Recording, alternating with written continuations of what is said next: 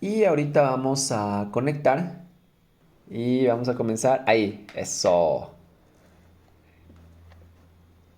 Lo logramos, lo logramos.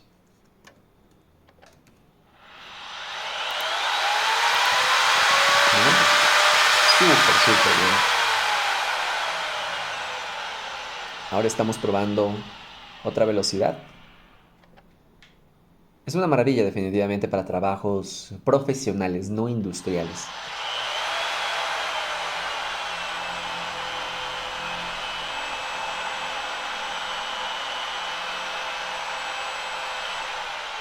Recordemos que hay tres calidades, una calidad doméstica, una calidad profesional y también una calidad industrial. Es muy importante saber eso.